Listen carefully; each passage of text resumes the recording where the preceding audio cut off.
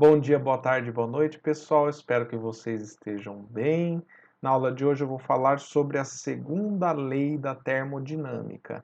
E dentro dela a gente vai abordar aí sobre processos reversíveis e irreversíveis, máquinas térmicas e fechando com o conceito de entropia. Então, bora lá. Na aula anterior, nós vimos que a primeira lei da termodinâmica é uma extensão do princípio da conservação da energia. Ao fornecer calor, o gás ou vapor aumenta de temperatura e, por conta disso, empurra um pistão, realizando um trabalho. Traduzindo isso numa lei, numa expressão matemática, a gente tem que o calor é igual à variação da energia interna mais o trabalho. Então, essa expressão matemática é equivalente à lei da conservação da energia. Só que tem um detalhe importante nessa lei. Ela ocorre sempre, em qualquer transformação, mesmo que haja uma parte inaproveitável, né? Só que as transformações, elas ocorrem sempre num único sentido. Um exemplo aí dentro da termodinâmica é que o calor, ele sempre flui do corpo mais quente para o corpo mais frio. Embora o processo inverso seja compatível com a primeira lei da termodinâmica. Tá? E eu posso trazer mais alguns exemplos do dia a dia. Né? O atrito, ele sempre tende a frear os corpos em movimento. Então ele converte a energia cinética em calor. E por que o processo inverso não ocorre? Tá aí uma pergunta, né? Uma questão. Veja esse outro exemplo, a bola quicando. Só vendo a figura, você já sabe que a bola veio da esquerda para a direita. Mas por que não seria possível a bola estar fazendo o caminho inverso, retirando energia térmica do ambiente para quicar mais alto?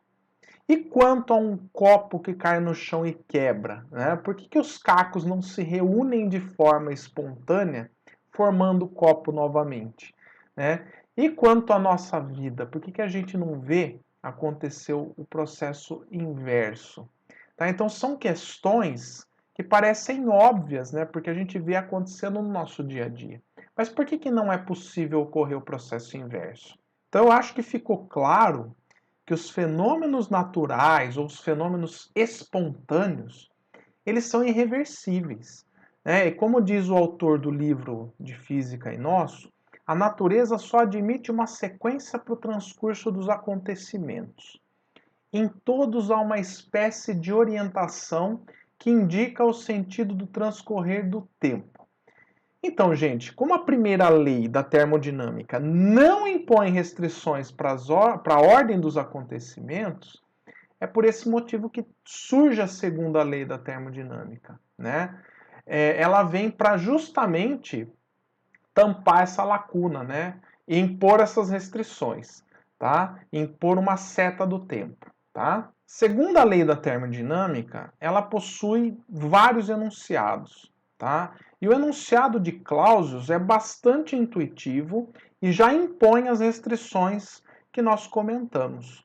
Ela diz que é impossível construir um dispositivo que transfira sem gasto de energia calor de um corpo mais frio para outro mais quente.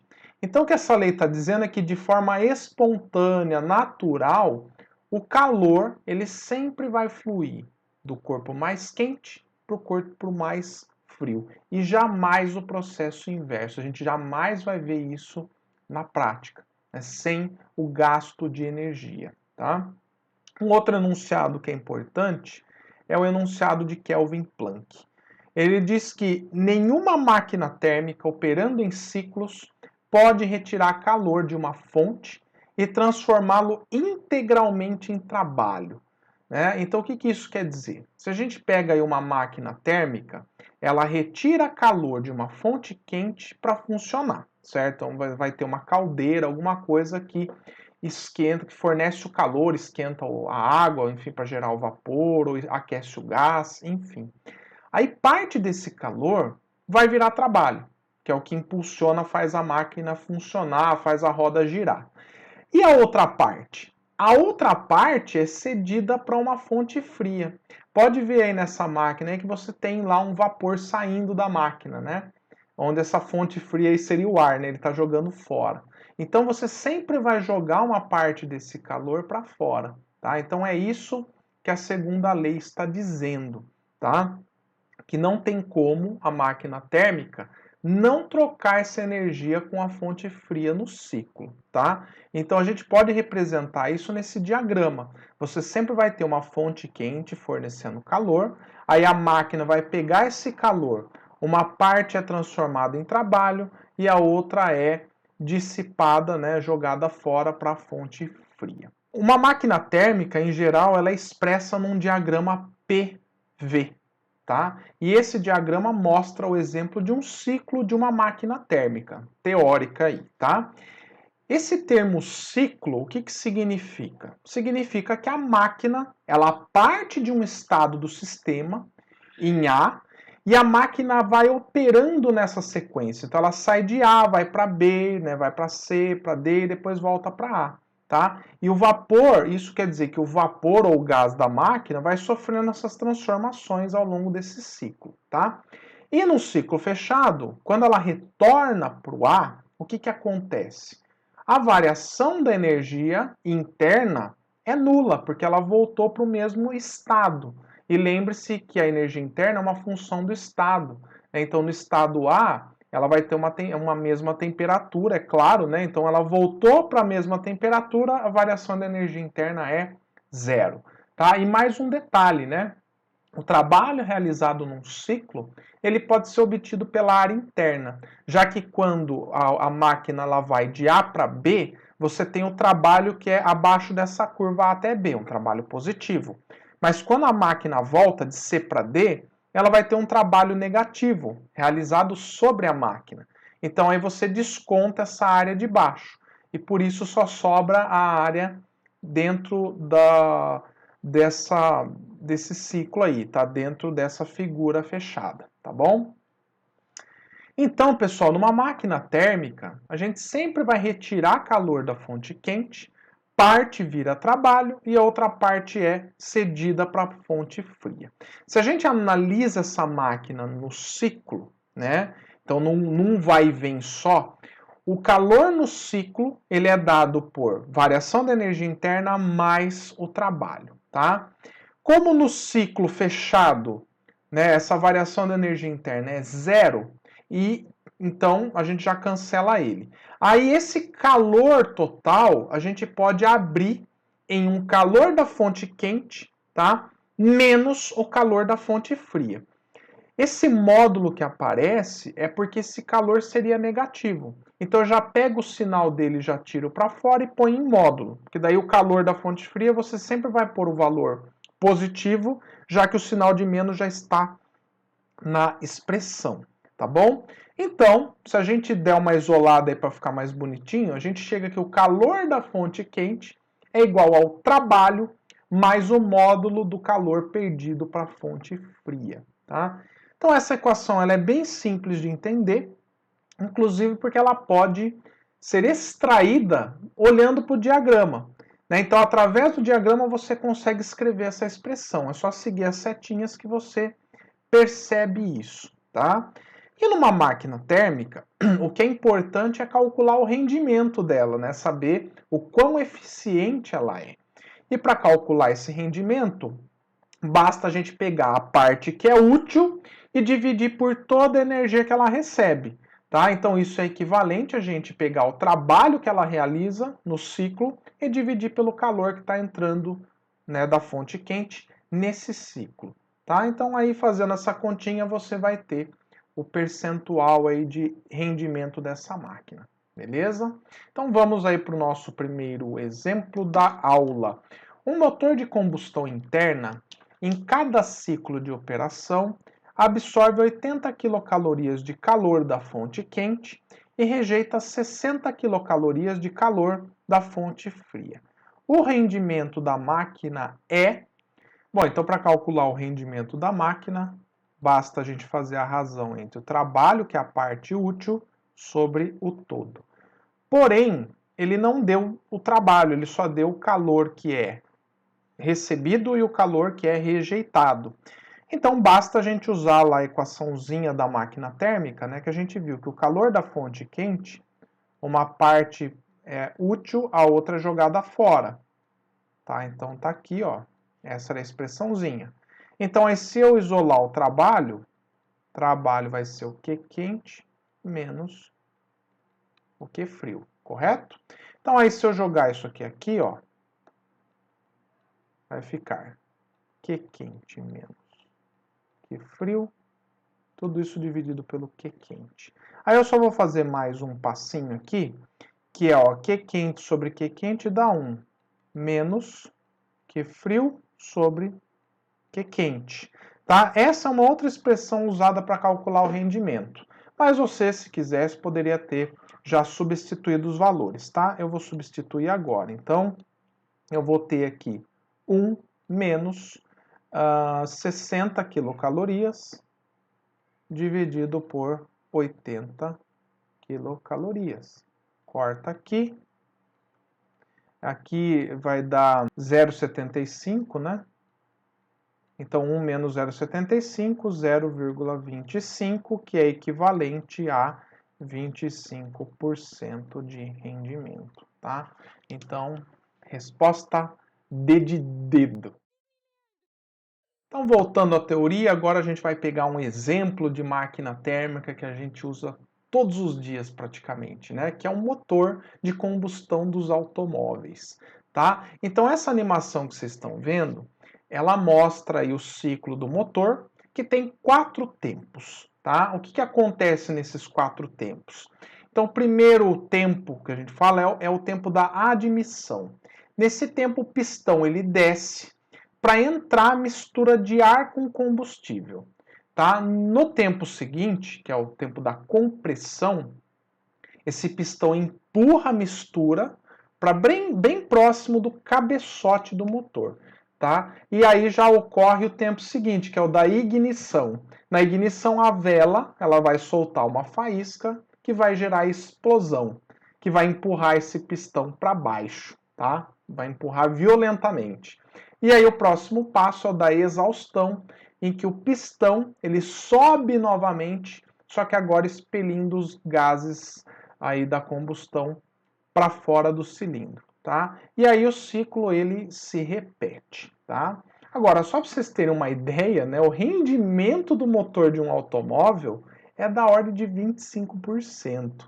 Tá? O que isso significa? Significa que 1 litro de combustível que você abastece, apenas 1/4 dele, ou 250 ml, são de fato utilizados para fazer o carro andar. É cerca disso daí, tá? Agora, você deve estar pensando, nossa, mas a eficiência é muito baixa, né? Mas veja, apesar desse baixo rendimento, que não só o motor do carro, mas as máquinas térmicas têm, né? Geralmente o rendimento é baixo mesmo, tá? Elas ainda são muito utilizadas porque elas funcionam a partir de basicamente qualquer fonte de energia, né? Tipo carvão mineral, gasolina, etanol, diesel, até mesmo energia nuclear, tá? E elas têm aplicações diversas, né? Então é por isso que elas são ainda muito utilizadas, tá? Agora, existe a máquina térmica perfeita?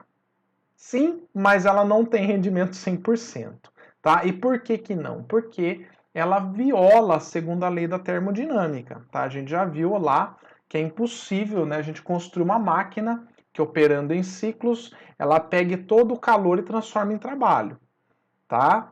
E quem que descobriu isso, né? O físico engenheiro Sadi Carnot, ele então estudou, né, fez um estudo muito minucioso sobre as máquinas térmicas e justamente com a função de tentar melhorar essas máquinas, né? E aí ele descobriu que sempre tem um desperdício de energia ao longo do ciclo, tá? Que é justamente o que diz aí o enunciado de Kelvin Planck, né? Mas ele conseguiu, né, chegar no ciclo de uma máquina que tem a menor perda de energia possível, tá?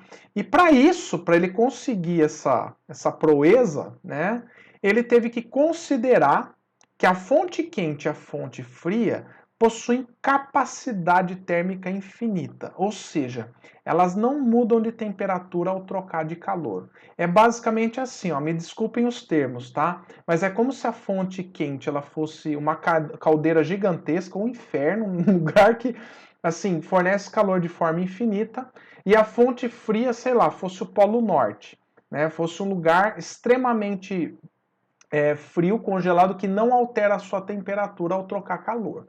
Então essa é a ideia dessa máquina perfeita, tá? E aí como que ela funciona?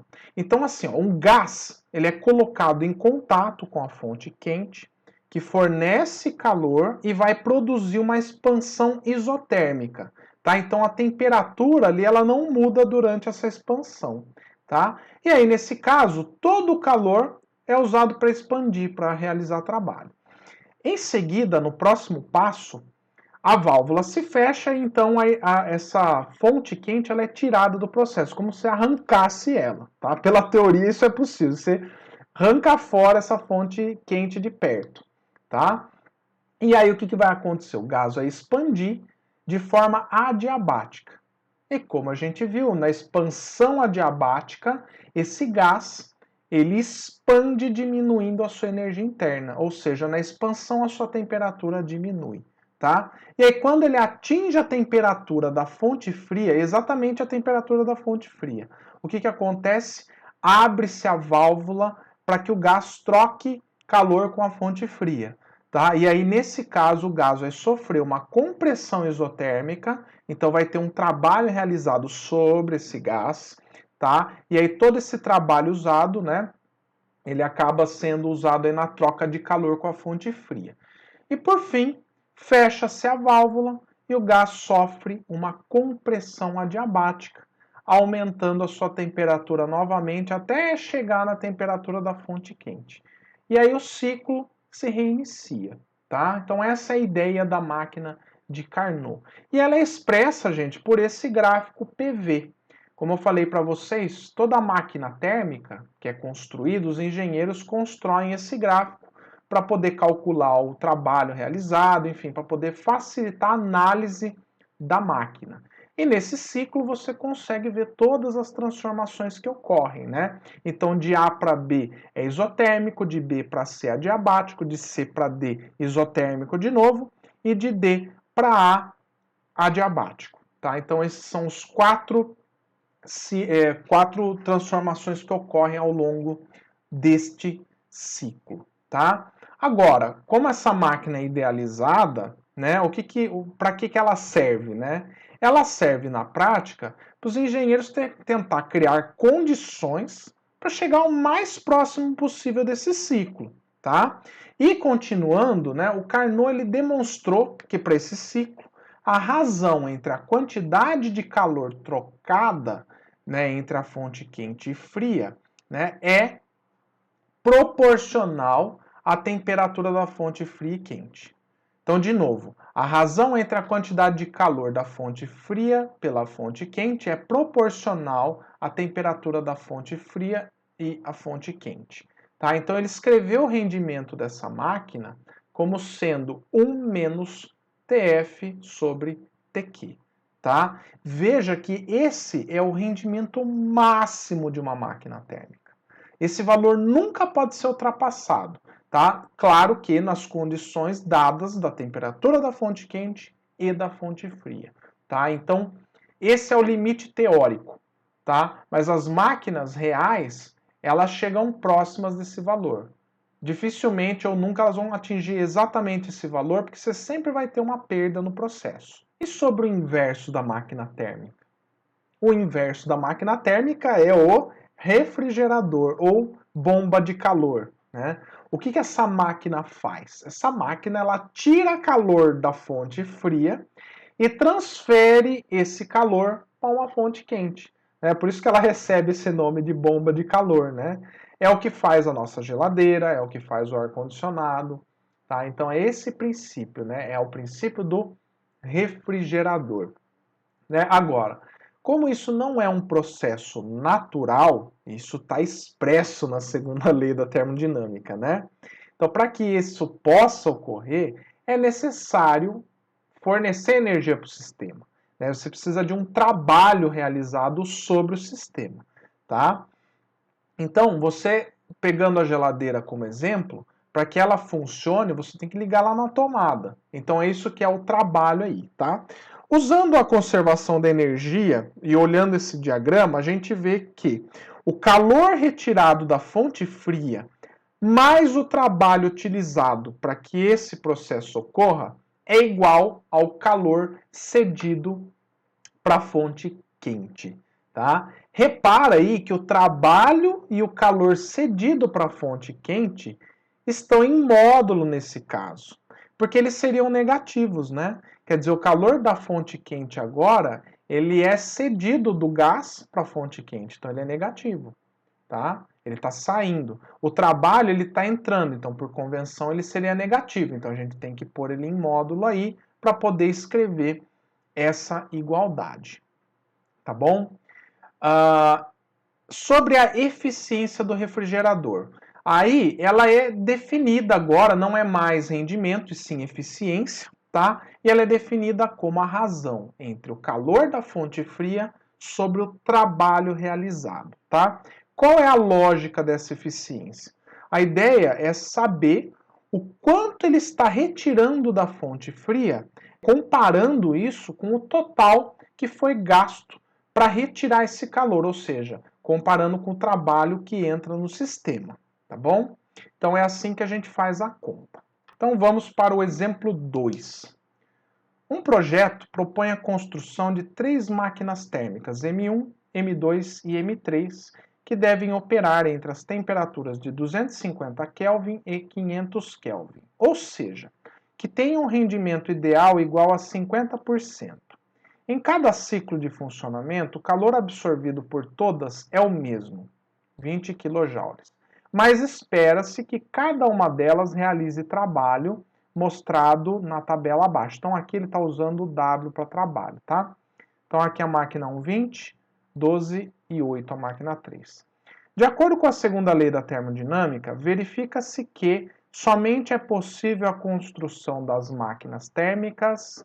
Bom, então anotando os dados do texto, a gente tem que a temperatura da fonte fria 250, fonte quente 500, rendimento da máquina ideal 50% e o calor da fonte quente 20 kJ, tá? E aí, quer dizer, o trabalho realizado por cada máquina está descrito aqui. Ele quer saber qual máquina realmente pode ser construída sob essas condições. E aí o que a gente faz, né? A gente pode primeiro calcular o rendimento de uma máquina de Carnot. Porque isso aqui, gente, vai ser o nosso limite, tá? Então, qual que é o rendimento da máquina de Carnot? É 1 menos TF sobre TQ. Esse é o nosso limite. Nenhuma máquina pode passar desse valor. Então, aqui, ó, para essa máquina que trabalha entre essas duas fontes, a gente tem 250 dividido por 500. E isso aqui vai dar o tal 50%, né? Ó, vai dar meio, 1 menos meio, meio, tá? Beleza, então vamos ver as máquinas aqui. Então, sobre o rendimento da máquina 1, pode ser calculado como o trabalho dividido pelo calor da fonte quente. O trabalho é 20, só que o calor que ela recebe é 20.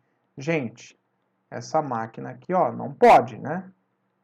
Rendimento da máquina 2. Acho que já dá para ver também, né? Que o trabalho é 12 dividido por 20. Isso aqui daria 0,6. Então também é proibido, né? Porque é maior do que o rendimento de Carnot. Ó. E por fim, rendimento da máquina 3. Esse sim, né? Ó, 8 kJ sobre 20 kJ. Ah, daí sim, ó, 8 sobre 20 vai dar 0,4 ou 40%. Aí sim, né, como ele é menor que o rendimento de Carnot, então é uma máquina possível de ser construída, tá? Então, o que atende, a alternativa que atende isso é a alternativa C. C de cachorrão. Exemplo 3. Uma máquina térmica funciona de modo que N mols de um gás ideal evoluam segundo o ciclo ABCDA representado na figura. Sabendo que a quantidade de calor Q absorvida da fonte quente em um ciclo é 18 nRT0, onde T0 é a temperatura em A, o rendimento dessa máquina é aproximadamente... Bom, gente, então eu sei que aqui em A a temperatura é T0, só aqui em A, nos outros eu não sei. Então vamos lá, gente, para calcular o rendimento dessa máquina térmica, a gente tem que calcular, né, trabalho dividido pelo calor da fonte quente. Esse calor foi dado, então o que a gente tem que fazer é calcular o trabalho realizado por essa máquina, que é justamente a área dentro aqui desse ciclo, né, dentro desse quadrado aqui, desse retângulo. Então, basta a gente fazer a base vezes a altura. A base vai ser 2V0, né? 3V0 menos V0, e aqui 2P0. Ou seja, então, eu vou marcar aqui nesse cantinho. Trabalho é numericamente igual à área. Aqui é um N. Então, vai ser 2V0 vezes 2P0. Isso aqui vai dar 4P0 V0. Beleza, então, substituindo 4P0 vezes V0, dividido por calor da fonte quente, 18 nRT0. Seria esse aqui o rendimento. Só que lá ele dá as respostas em um percentual. Então a gente precisa fazer mais alguma coisa. E aí, vamos lembrar da equação do estado, né? Então, da equação de Clapeyron, se a gente pegar o estado em A, vamos aplicar a equação do estado, e no ponto A a gente sabe a temperatura, então é só a gente ler aqui, ó, PV nRT. A gente sabe que a pressão ali é 0, aqui o volume é V0, N mols, R, a temperatura aqui, T0. Ah, beleza então, né? Se P0, V0 é nRT0, ótimo. Se a gente substituir isso aqui, ó, a gente vai ter 4 vezes, ó, a gente vai substituir isso aqui por isso. nRT0 dividido por 18 nRT0, ó. Cortou? O rendimento vai ser 4 sobre 18. Fazendo essa continha vai dar 0,22222, tá? Que é de 22,2%. Tá bom? Resposta, item D de dedão. Voltando à teoria. Por fim, pessoal, gostaria de falar para vocês da onde é que vêm as restrições da segunda lei da termodinâmica, o motivo delas ocorrerem. E para entender, a gente vai pensar na parte probabilística da coisa, tá? E aí, para tentar ajudar nisso, não ficar muito numa matemática muito complexa, vamos pensar aqui numa caixinha que tem 4 partículas que se movem aleatoriamente de um lado para o outro, tá? Então é como se fosse os átomos de um gás, tá? Indo para lá e para cá, como eu já mostrei em alguns GIFs animados para vocês, tá? Cada partícula aí é representada então por uma cor e um número, tá? Para ficar aí bem diferenciado uma da outra. Se eu fizer uma divisão imaginária nessa caixa, tá? Dividindo ela em lado esquerdo e lado direito, eu quero saber qual é a probabilidade de eu ter as 4 partículas num dado instante, né, do lado esquerdo da caixa. Ou seja, um sistema ordenado, né, onde essa ordenação estaria todas elas ficarem de um lado da caixa. Tá? Para a gente calcular essa probabilidade, a gente pode aplicar o que vocês aprenderam em análise combinatória da matemática. Né? Eu sei que eu tenho 2 possibilidades com 4 bolinhas, então 2 elevado à quarta, 16 possibilidades ou microestados, né, que é o que a gente chama na física.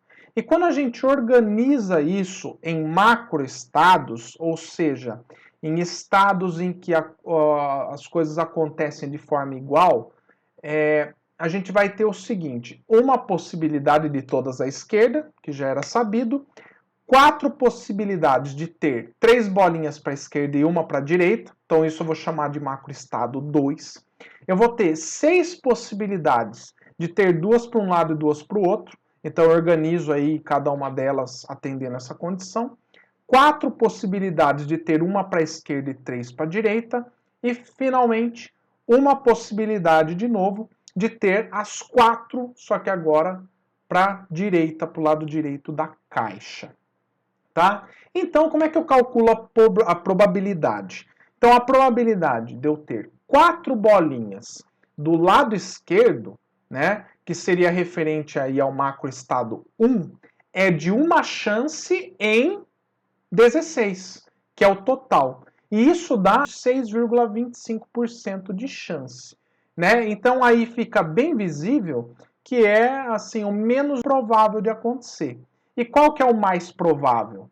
O mais provável é de você abrir a caixa num certo instante de tempo e observar as partículas no macroestado 3, que é o de maior probabilidade.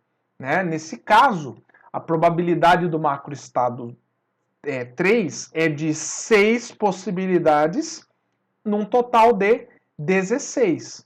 Tá? E isso dá 37,5% de chance. Tá?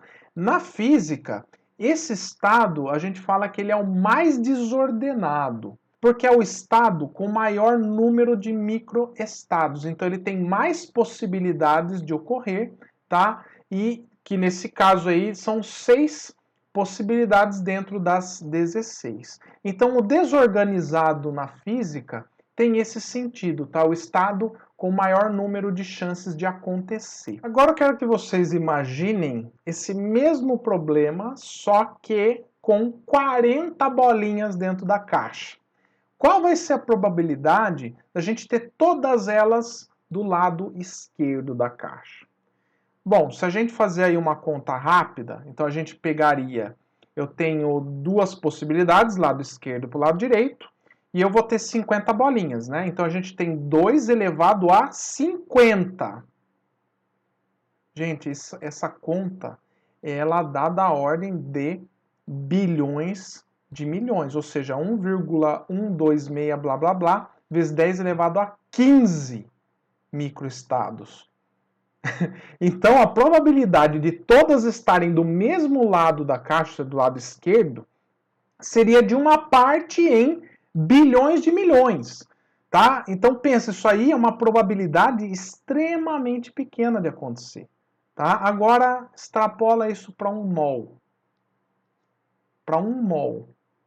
Então, se ao invés de 40 bolinhas, agora eu estou pensando num gás que tem mol de partículas, pode ser o ar.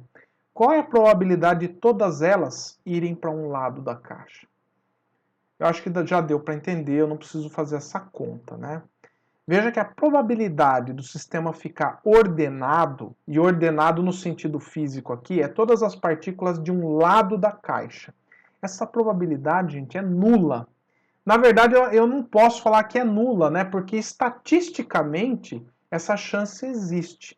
Só que ela tende violentamente a zero, tá? Então eu quero que fique bem claro aqui que a tendência natural das coisas é o estado de maior desordem, ou seja, o estado com maior número de microestados, de maior chance de acontecer, tá? E a grandeza física que mensura isso a gente dá o nome de entropia. Professor, mas qual é a relação disso tudo com a segunda lei da termodinâmica? Falo para vocês, tem tudo a ver. Tá? E quem descobriu isso foi o físico Boltzmann. Tá? Ele percebeu que o aumento da desordem no nível atômico está diretamente relacionada com o sentido da transferência do calor. Tá? E para vocês entenderem isso, imagina que eu coloco lado a lado 2 blocos metálicos A e B a temperaturas diferentes. Então você está vendo que o bloco A ele tem uma temperatura maior que o da direita, porque as suas partículas, né, têm maior velocidade. Esse é um sistema ordenado, tá? Por que ordenado? Porque você tem essa organização de você ter mais partículas com velocidades maiores do lado esquerdo e do lado direito as partículas com velocidades menores, tá? Ou seja, é um sistema que tem menos probabilidade de acontecer do ponto de vista natural, tá? Então, o que vai acontecer? Conforme o tempo passa, o calor ele vai ser transferido do mais quente para o mais frio, tá? E daí, no final das contas, a gente sabe que a temperatura de ambos vão entrar em equilíbrio e isso vai acarretar que não vai ter mais diferença de velocidades, tá? Então, o que acontece no final das contas? A desordem do sistema aumenta, né? Porque todas as partículas do lado esquerdo dele vão ter a mesma velocidade em média, tá? Então a gente diz que a entropia do sistema aumenta, tá? E agora pense, se a transferência de calor ocorresse no sentido oposto, você ia aumentar o ordenamento, concorda? As partículas da caixa A teriam maior velocidade e as da caixa B teriam uma velocidade menor ainda, tá? Só que pensa na questão de probabilidade. Qual é a chance disso acontecer? Então faça a ponte com o que a gente discutiu. Se você faz essa conta probabilística, você vê que a chance disso acontecer na prática é nula, tá? Ela tende a zero. Estatisticamente tende a zero, tá? Eu não posso falar que ela é zero porque ela tende a zero. Então, gente, essa é a ideia proposta por Boltzmann, né? É que as coisas ocorrem de uma forma estatística, tá? Então aqui o sentido natural espontâneo, né? Ele vai ocorrer de forma estatística, né? Seguindo o caminho de maior probabilidade, tá? Então isso é muito louco. Nessa outra animação, eu acho que dá para entender bem essa ideia, né? Quando ele abre a tampa aí, ó, o calor ele é transferido das partículas mais quentes para mais frias, né? E o que aconteceu no final? A desordem aí, ela aumentou, né? A entropia do sistema aumentou, tá? Por conta dessa mistura, e aí as velocidades das partículas entraram em equilíbrio, tá? Então, gente, com base nessa ideia, tá, o Boltzmann enunciou a segunda lei da termodinâmica de uma outra forma, né? Ele diz assim: qualquer sistema físico, a tendência natural é o aumento da desordem, e o restabelecimento da ordem só é possível mediante o gasto de energia. E o que essa frase aí, gente, está estabelecendo, no fim das contas, é uma seta do tempo, uma tendência natural para as coisas. E aí, pensando naquele exemplo da caixa que para por conta do atrito, qual é a probabilidade daquelas partículas do solo que receberam essa energia, né, por conta do atrito, elas pegarem essa energia e irem todas em direção à caixa, de forma a empurrar ela para a esquerda, ou seja, fazer ela se mover novamente.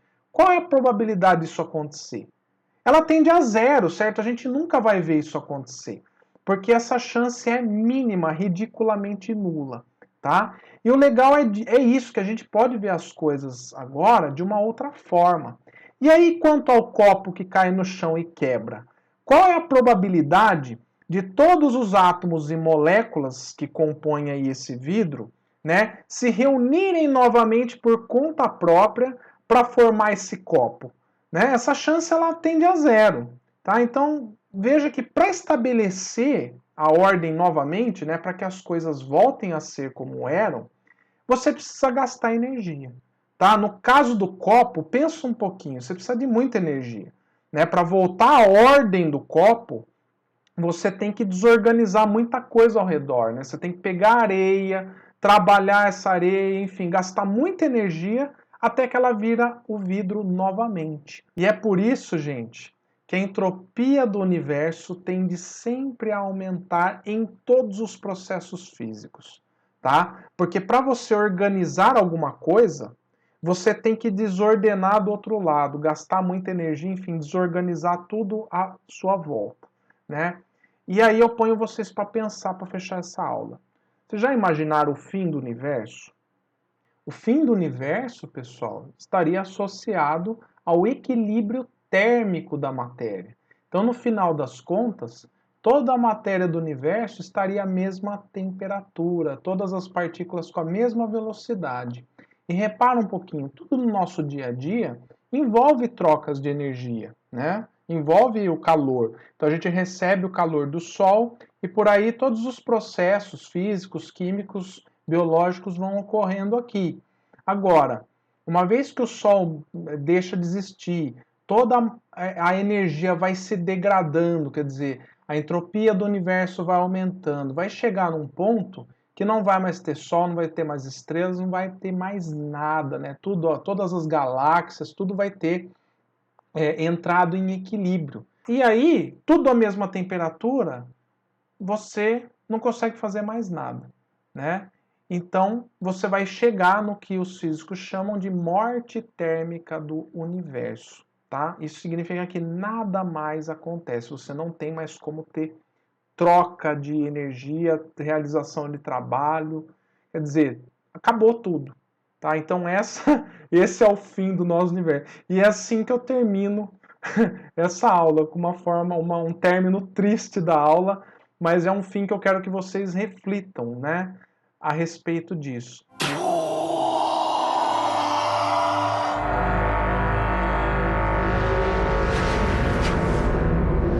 Então vamos aí para o último exemplo da aula, o exemplo 4.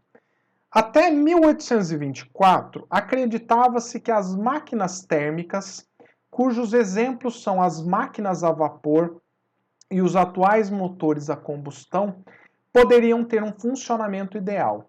Sadi Carnot demonstrou a impossibilidade de uma máquina térmica funcionando em ciclos entre duas fontes térmicas, uma quente e uma fria, obter 100% de rendimento. Tal limitação ocorre porque essas máquinas... Então vamos às alternativas. Item A, realiza um trabalho mecânico. Não, não é por isso que você tem essa limitação. B, produzem aumento de entropia. Correto. Vamos só para as outras. C, utilizam transformações adiabáticas. Não é por isso. D, contrariam a lei da conservação da energia. Também não é por isso. E item E, funcionam com a temperatura igual à da fonte quente. Gente, também não é por isso. A alternativa correta é a B, de Bosc, tá? E o motivo é que o funcionamento da máquina térmica, ela não chega a 100% justamente porque os processos que envolvem aí esse funcionamento em ciclo envolvem perdas, né? Carnot, ele percebeu que esses processos de trocas de calor, eles sempre vão ter perdas, tá? E isso faz com que a entropia do universo aumente, né? Você organizar a máquina desorganiza todo o resto à sua volta. Tá? Então isso produz o aumento da entropia do universo, alternativa B. Galera, então espero que vocês tenham gostado dessa aula, entendido a aula, que eu sei que foi complicada. Contem comigo, eu estou à disposição aí para tirar dúvida de vocês, me procura no Moodle, no chat do Moodle, grupo, enfim. Estou à disposição. Um grande abraço.